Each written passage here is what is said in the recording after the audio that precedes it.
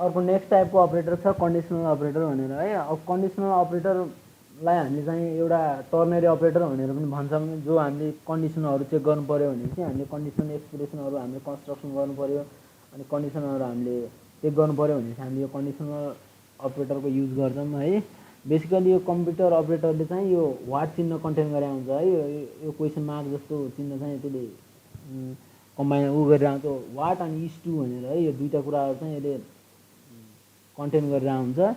अब यसले चाहिँ के गर्छ भनेपछि यदि मैले चाहिँ एउटा एक्सप्रेसन वान अनि फेरि यो कन्डिसनल अपरेटर युज गरेँ, फेरि अनि मैले एक्सप्रेसन टू अनि फेरि यो कन्डिसनल अपरेटर चेक गरेँ भनेपछि चाहिँ यसले चाहिँ हाम्रो के दिन्छ, भ्यालुहरू चाहिँ यसले दिने काम गर्छ। जस्तो यदि यो एउटा चाहिँ ट्रु भएन भनेपछि अर्को टाइपको भ्यालुमा जान्छ, यदि त्यो पनि ट्रु भएन भने अनि अर्कोमा जाने हो यसरी है।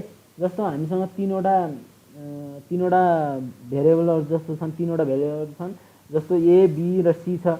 यदि ए ट्रु भएन भनेपछि हामीले यो युज गर्छौँ, फेरि ए अनि यो हाम्रो कन्डिसनल अपरेटर अनि बी फेरि यो कन्डिसनल अपरेटर, सी भएपछि फर्स्टमा चाहिँ यदि ए ट्रु छ छैन भनेर हेर्छ। यदि ए ट्रु छ भने ठिक छ, ट्रु छैन भने चाहिँ उसले चाहिँ बीलाई इभ्यालुएट गर्छ। यदि बी पनि ट्रु छैन भने चाहिँ उसले सीलाई इभ्यालुएट गर्छ है। यो सिम्पल एउटा इक्जाम्पल भन्दाखेरि अब यसको चाहिँ यो नै यसको साइन चाहिँ यो हो है। यो भनेको यसको साइन हो, यसको चाहिँ अब यो कन्डिसनल एक्सप्रेसन भनेर भन्छौँ।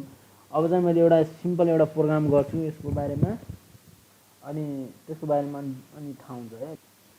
मैले एउटा प्रोग्राम गर्छु फर्स्ट अफ अल।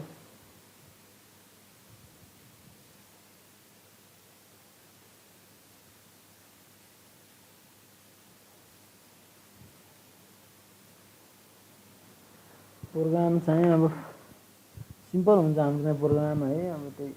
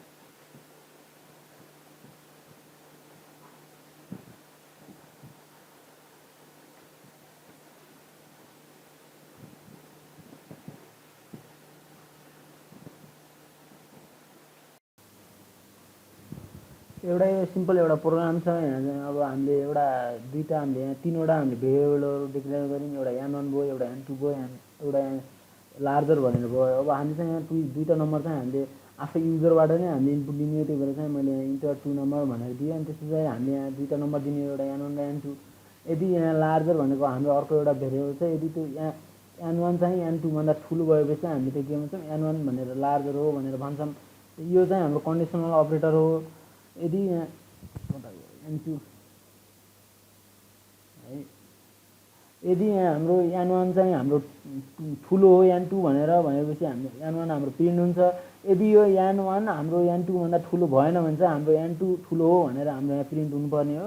जस्तो मैले यहाँ अब यो दुईटै हामीले इक्जाम्पल हामीले गर्नेछौँ। यसमा फर्स्ट अफ अल चाहिँ मैले कम्पाइल गर्छु यसलाई, इरर छैन। अनि त्यसपछि म रन गर्छु। रन गरेर चाहिँ मसँग दुईवटा नम्बर माग्छ। एउटा चाहिँ मैले यहाँ पहिला ठुलो नम्बर दिनेछु, एउटा 10 दिनेछु, अर्को चाहिँ मैले 5 दिनेछु।